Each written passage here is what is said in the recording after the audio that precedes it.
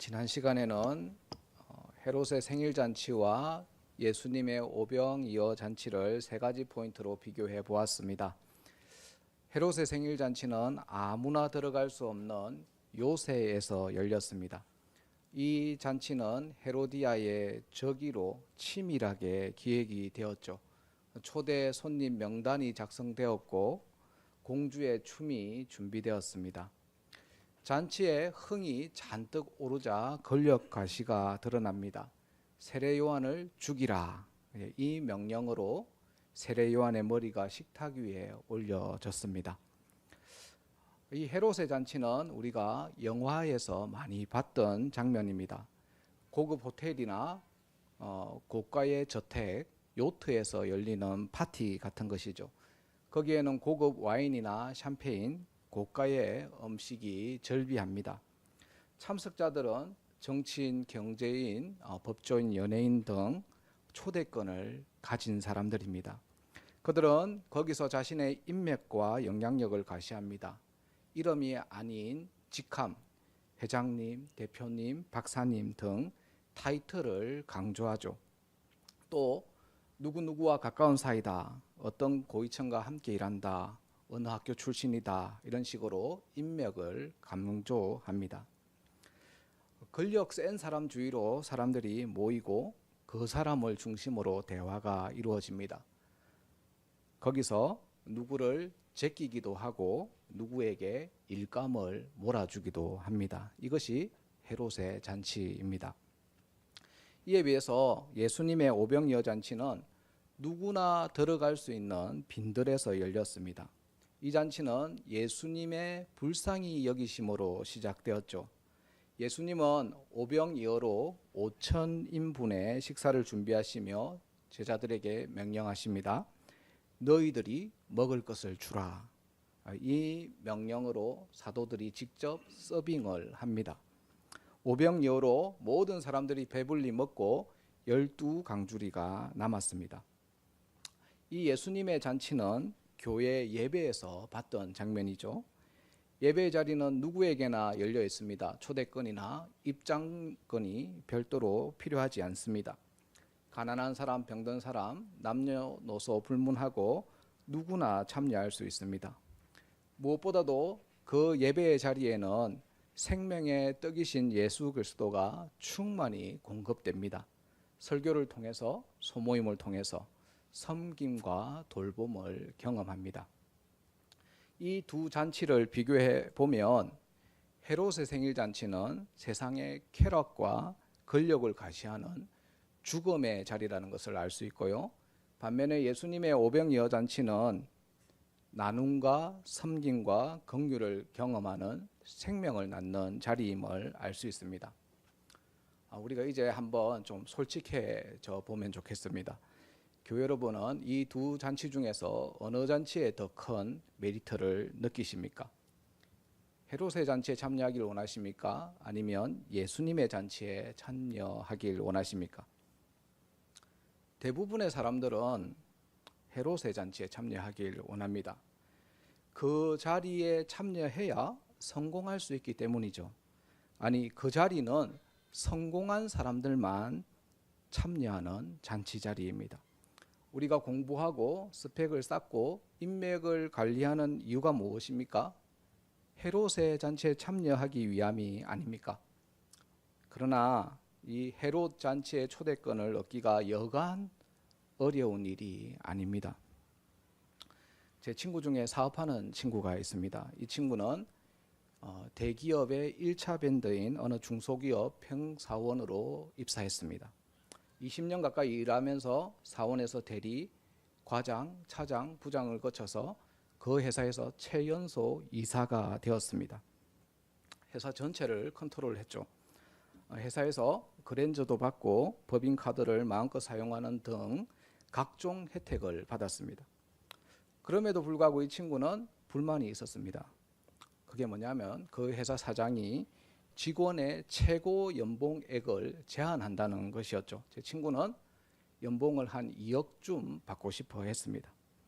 결국 그 회사를 그만두고 자기 사업을 시작했습니다. 예전에 그 다니던 회사에서 했던 일을 그대로 했는데 성공했습니다. 사업하는 사람 10,000명 중에 1명 정도 성공한다는데 이 친구가 그런 케이스가 되었습니다. 그 친구는 이것저것 다 떼고 한 달에 2억을 법니다. 연봉 2억을 원했는데 한 달에 2억을 법니다. 현대자동차 그랜저에서 BMW X7으로 바꿨습니다. 이 친구는 자기 회사에서 일을 하지 않습니다. 직원들을 뽑아서 시키면 시켰지 자기는 일반 업무를 일체 하지 않는다고 합니다. 출퇴근을 자기 마음대로 합니다. 그러려고 사업을 했다고 합니다. 하지만 제 친구만 이 회사에서 할 수 있는 일이 있습니다. 그게 뭐냐면 일주일에 2-3번씩, 많으면 3-4번씩 골프를 치는 겁니다. 이 골프 자리에서 회사에 먹거리를 만들어 옵니다.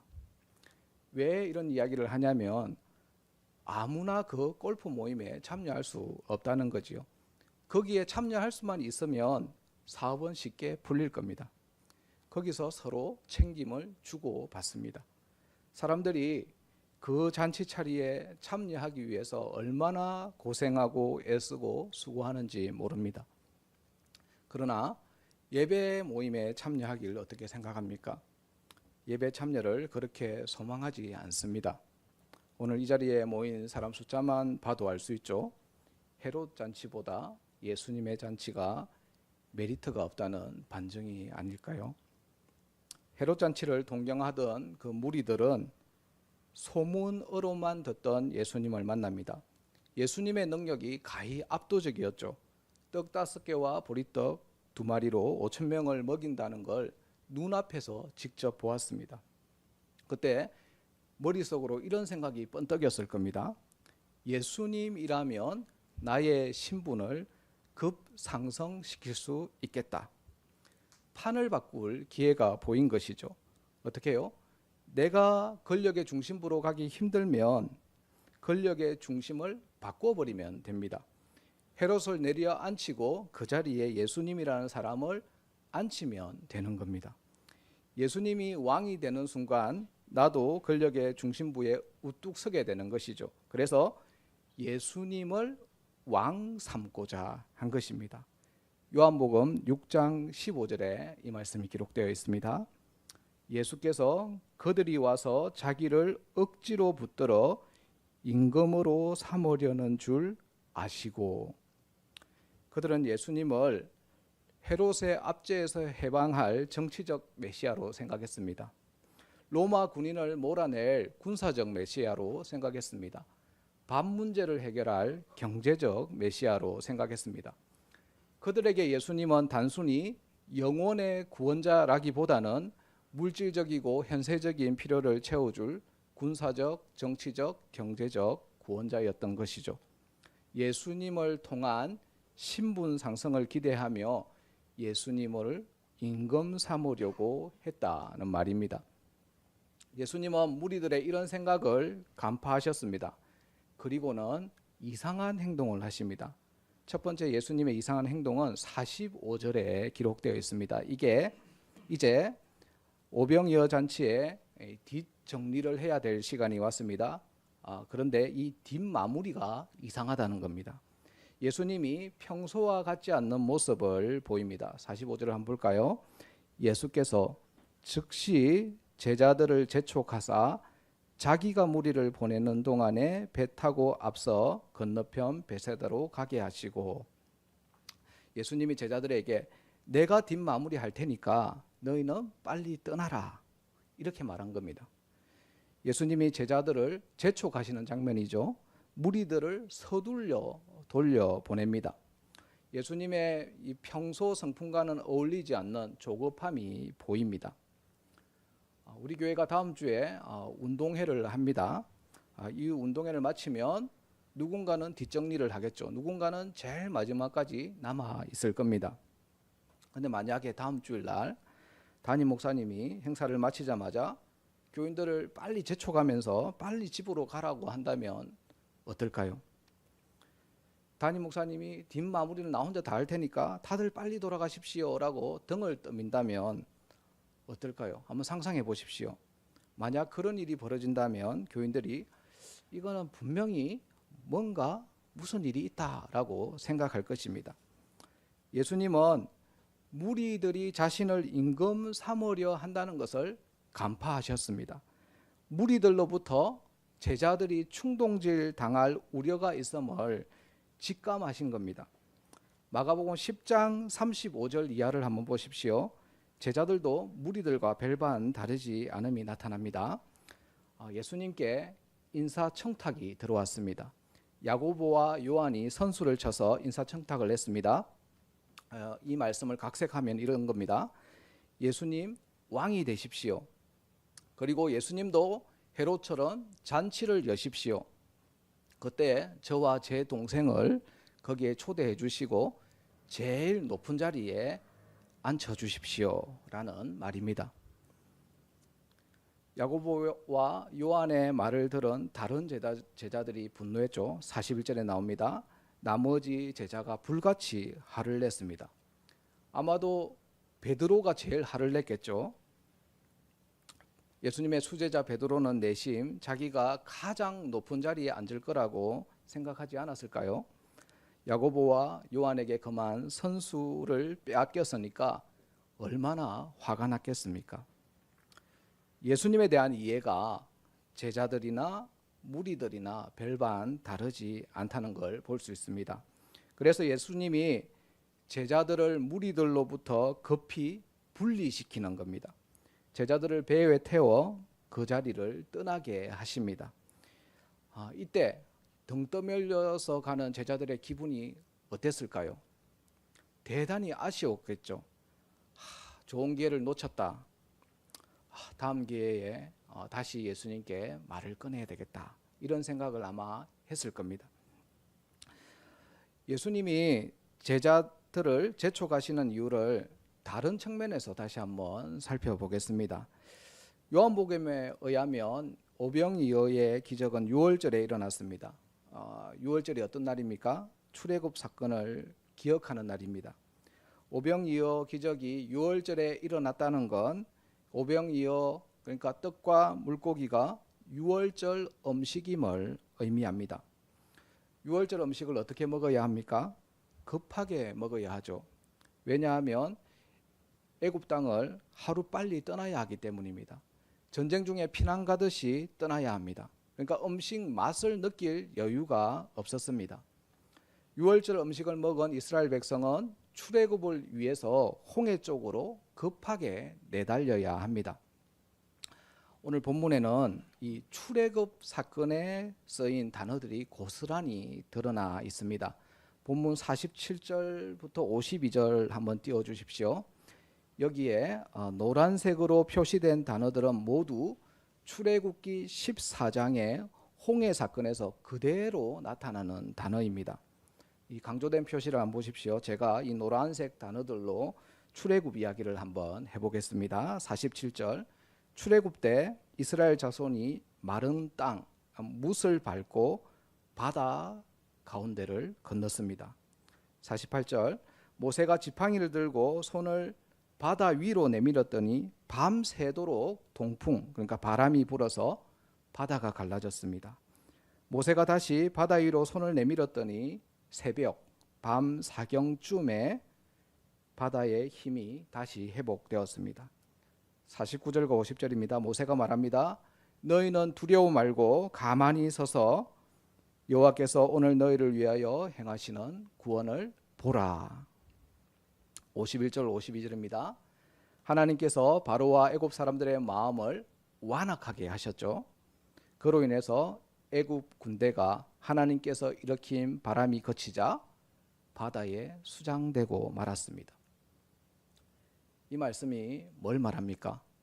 예수님은 제2의 출애굽을 성사시킬 모세와 같은 선지자라는 것을 의미합니다.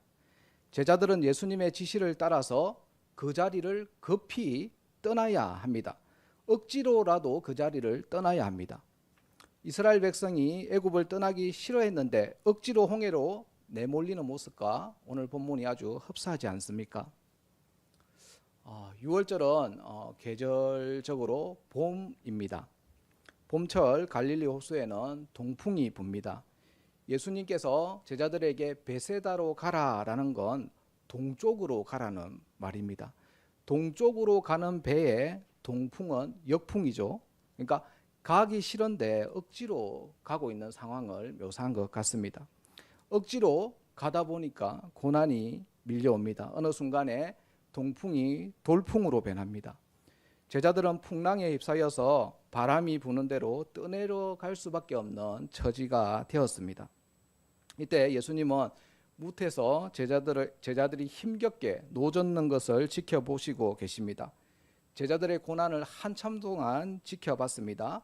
그리고는 47절, 48절에 보면 언제까지 지켜봤는지가 나오는데 48절에 보면 시간이 나옵니다. 밤 사경까지 지켜봤다라고 합니다. 유대인은 밤을 4구간으로 나누었습니다. 그러니까 밤 12시를 기준으로 자정 이전이 밤 1경과 2경이고 자정 이후가 밤 3경과 4경입니다. 그러니까 밤 4경은 밤이 끝나는 시간이죠. 그러니까 동이틀 무렵을 말합니다. 예수님이 제자들을 즉시 재촉하사 배를 태워서 보낸 시간이 초저녁입니다. 그러니까 대략 1경쯤이죠. 근데 도착한 시간은 새벽입니다. 밤 4경입니다. 그러니까 제자들은 지금 1시간이면 갈 거리를 풍랑 때문에 9시간 이상 바다에서 표류한 것입니다. 이스라엘 백성이 출애굽하여 가나안 땅으로 들어가는 그 여정과 비슷하지 않습니까? 보름길이면 되는데 40년을 돌아간 것처럼 1시간 거리를 밤을 새워 겨우 도착한 것입니다. 예수님은 이들을 지켜보시면서 제자들에게서 광야를 헤매는 그 이스라엘 백성들의 모습을 본 것입니다. 헤롯 잔치에 참여하고 싶은 그 마음을 끊어낸다는 게 이 애굽 물을 빼는 것과 같습니다. 광야 40년 뺑뺑이 도는 것과 같습니다. 그처럼 세상의 물, 애굽의 물을 빼내는 것이 어려움을 보여줍니다. 예수님은 위기 상황에 빠진 이 제자들을 지켜보시다가 무리를 걸어서 이제 제자들에게 다가갑니다. 여기서도 이상한 표현이 하나 등장합니다. 48절입니다. 48절 보시면 밤 사경쯤에 바다 위로 걸어서 그들에게 오사 지나가려고 하심에, 이 48절 끝에 표현이 이상하다는 겁니다. 지나가려고 하심에, 한글 표현은 예수님이 제자들에게 왔다는 말인지 그냥 지나가려고 했다는 말인지, 아니면 예수님은 그들에게 왔는데 제자들의 눈에 그렇게 보였다는 말인지 참 애매합니다. 근데 이 구절을 직역을 하면 이렇습니다. 예수님이 지나가기를 원하셨다. 예수님이 풍랑 속에 고생하고 있는 제자들 옆을 의도적으로 지나가려고 했다는 것입니다. 지나가심이라는 이 단어는 출애굽기의 말씀을 떠올리게 합니다. 출애굽기에 하나님이 지나가는 모습이 등장하거든요. 어디에 나옵니까? 모세가 시내산에서 내려오는 것이 지체되자 아론이 이스라엘 백성들을 위해서 금송아지를 만들었잖아요.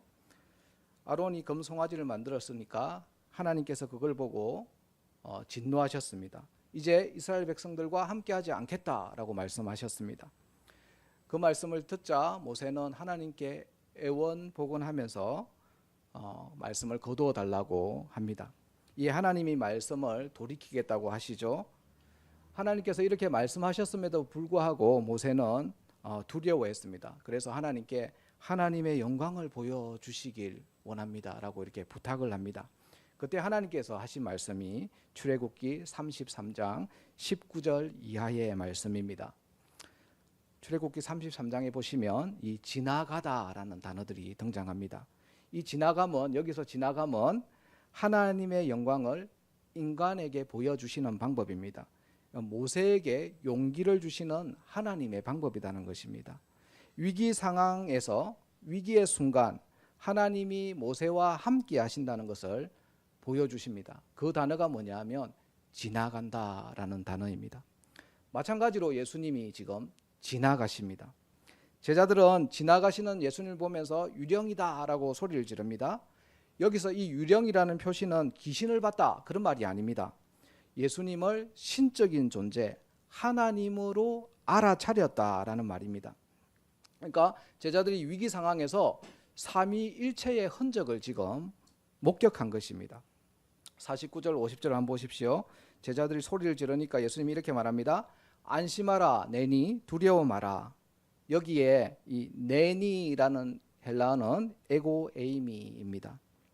이 표현은 구약에서 하나님이 나는 스스로 있는 자이다 라고 할 때 사용하신 표현이죠. 그러니까 내니, 이 에고에이미라는 말은 나는 하나님이다는 말입니다. 예수님은 헤롯 잔치를 열망하고 있는 무리들과 제자들에게 나는 세상 나라의 왕이 아니다, 하나님 나라의 왕이다, 이걸 지금 계속해서 말을 하고 계신 겁니다. 여기까지 말씀 한번 정리해 볼까요? 무리들과 제자들은 예수님이 왕이 되기를 바랬습니다. 자신들이 헤롯의 잔치에 참여할 수가 없으니까, 헤롯 잔치의 초대권을 못 받았으니까 왕을 바꿔서 자신들도 헤롯 잔치의 주인공이 되고자 한 것이죠. 그때 예수님은 무리들을 즉시 재촉하사 돌려보내고 또 제자들을 배에 태워서 다른 곳으로 보내버립니다. 제자들은 바다에서 자신의 욕망과도 같은 거대한 풍랑을 만납니다. 이걸 예수님이 목격하고 계시죠. 그리고 무리를 걸어서 그들 가운데로 가십니다. 오병이어의 기적에 이어서 무리를 건넌 기적을 또 한 번 보여주십니다. 그들은 예수님을 하나님이신 예수님을 만났습니다. 제자들과 무리들이 참여해야 할 잔치는 헤롯의 잔치가 아님을 강력하게 또 한 번 보여주신 것입니다. 그런데 정말 안타까운 게 뭐냐 하면 그들이 예수님의 의도를 간파하지 못했다는 겁니다. 52절을 한번 볼까요? 이는 그들이 그 뜻되시던 일을 깨닫지 못하고 도리어 그 마음이 둔하여졌음이러라. 뜻되던 일을 깨닫지 못했다라는 것은 오병이어 잔치의 의미를 깨닫지 못했다는 말입니다. 예수님을 여전히 군사적, 정치적, 경제적 메시아로 생각했다는 겁니다. 예수님이 헤롯 왕을 물리치고 왕의 자리에 올라야 한다고 생각했다는 겁니다. 오병이어의 기적을 보여줘도, 무리를 건넌 기적을 보여줘도, 직접 입으로 내가 하나님이다 라고 말을 해줘도 못 알아먹었다라는 것이죠. 우리가 그렇다는 겁니다. 교회에서 아무리 많은 은혜를 받아도 세상의 욕망을 끊기가 쉽지 않다는 걸 말합니다. 그럼 어떻게 해야 할까요? 생긴 대로 살아야 할까요? 세상의 욕망 따로, 교회 생활 따로, 그냥 이런 이중적인 삶을 살아도 괜찮다는 말씀일까요? 오늘 본문에는 이 두 잔치에 참여하고 싶은 마음, 두 마음을 해결할 방법을 예수님께서 직접 제시하십니다. 그게 46절이죠. 두 마음을 정리하는 방법은 기도입니다. 예수님은 죽기 직전까지 무리들로부터 우리의 왕이 되어 주십시오라는 요청을 들었습니다. 인성을 가지신 예수님이 많이 흔들리셨습니다. 십자가를 앞둔 겟세마네 기도가 그걸 증명하죠. 예수님이 이렇게 기도했습니다. 나의 원대로 마옵시고 아버지의 원대로 하옵소서. 예수님도 아버지의 뜻 말고 자신의 뜻을 이루고 싶어 했다는 걸 이 기도에서 우리가 엿볼 수 있습니다. 그럼에도 예수님은 기도로 끝까지 사탄의 유혹을 이겨내셨습니다. 교회 여러분, 오늘 말씀이 무엇을 말합니까? 기도만이 우리의 두 마음을 정리하게 할 수 있음을 보여줍니다. 기도가 헤롯 잔치에 참여하고 싶은 우리의 마음을 정리하게 합니다. 마지막으로 우리 야고보서 4장 8절 9절 말씀을 읽고 설교를 마치겠습니다. 같이 한번 읽겠습니다. 시작. 두 마음을 품은 자들아 마음을 성결하게 하라. 슬퍼하며 애통하며 울지어 너희 웃음을 애통으로 너희 즐거움을 근심으로 바꿀지어다. 네, 교회 여러분, 솔직히 이 세상의 쾌락과 권력 과시가 좋으시죠? 헤롯 잔치에서 나오는 그 웃음소리와 즐거움이 부럽지 않습니까? 그렇다면 기도해야 합니다. 슬퍼하며 애통해야 합니다. 세상의 그 즐거움과 그 웃음이 애통과 근심으로 바뀔 수 있도록 기도하는 이 저녁이 되기를 간절히 바랍니다. 우리 함께 94장 찬양하고 기도하겠습니다.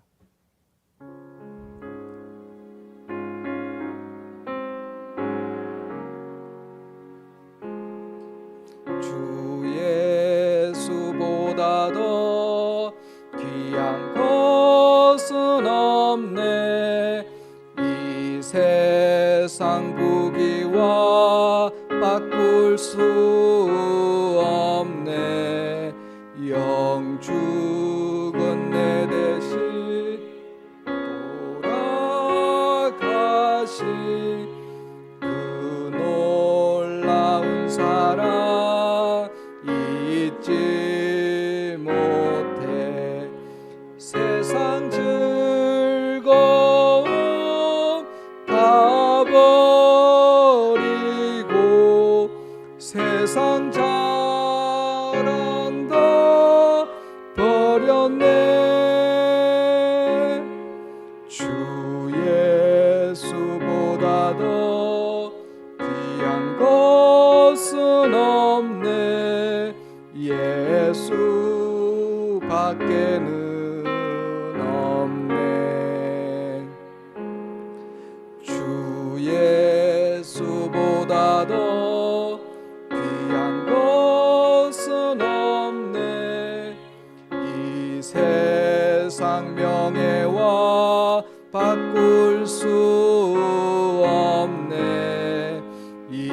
이전에 즐기던 세상 일도 주 사랑하는 마음 뺏지 못해. 세상 즐거움 다 버리고 세상 자랑도 버렸네. 주 예수보다 더 귀한 것은 없네. 예수 밖에는 없네. 주 예수보다 더 귀한 것은 없네. 이 세상 행복과 바꿀 수 없네. 유혹과 핍박이 몰려와도 주 섬기는 내 맘 변치 않아. 세상 즐거움 다 버리고 세상 자랑도 버렸네. 주 예수보다 더 귀한 것은 없네. 예수 밖에는